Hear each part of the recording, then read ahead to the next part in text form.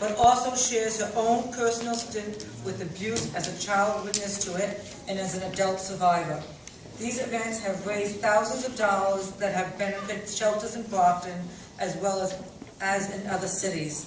She helps empower those who think they can't speak up for themselves as an issue that many deem fit to sweep under the rug. Her latest initiative takes an assembly and passes out care packages and brown bag lunches to the homeless in the city of Brockton, since many women and men end up on the streets due to the domestic violence. Her own compelling story of survival with abuse has touched many who suffered in silence.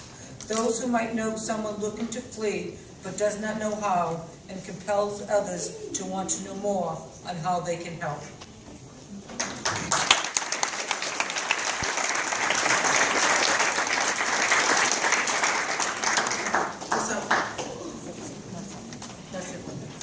First, I want to say thank you to the Community Connections of Brockton for honoring me with this award. I humbly accept it.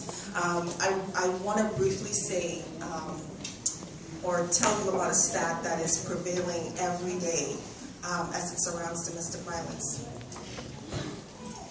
1 in every 4 women will be abused in their lifetime. And I say that because as a child witness to it, I grew up on the island of Trinidad. And my mother was brutally abused by my father for many, many years. He has since passed on. And my mother is alive today. She survived many machete attacks, many beer bottle stabbings. And I will say this because I want everyone in this room to understand that domestic violence isn't simply verbal, it is physical, it is hurtful, it is painful, and it often ends up tragic.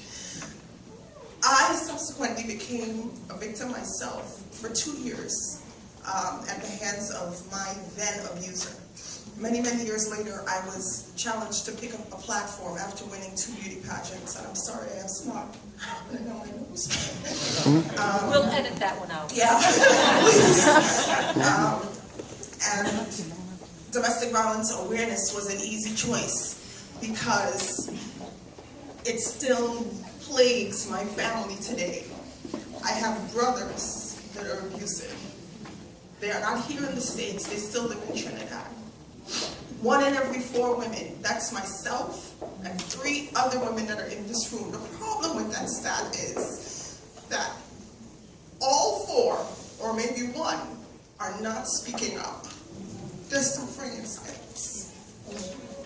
So I do this work year-round so that people can understand that there are ways as individuals that you can help and that there are resources continuously that exist. Anywhere I go, I try to highlight shelters, not just here in Brockton, which are Penelope's Place and Family Community Resources, which is a domestic violence agency, but throughout the South Shore and throughout the states. And I want people to understand that it isn't just here, it isn't just next door, it's everywhere, and that there's help everywhere.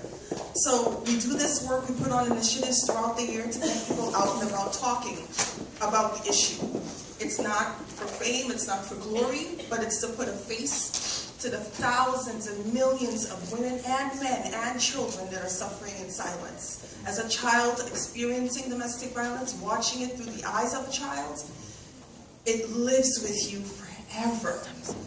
And it's until victims and survivors seek help that we're able to turn this thing around. So I urge you, if you're not concerned because it doesn't affect you, guess what? It really does. When you go to work and your colleague shows up with a bruise, or she doesn't come to work because she doesn't want anybody to see that bruise, it affects the workplace.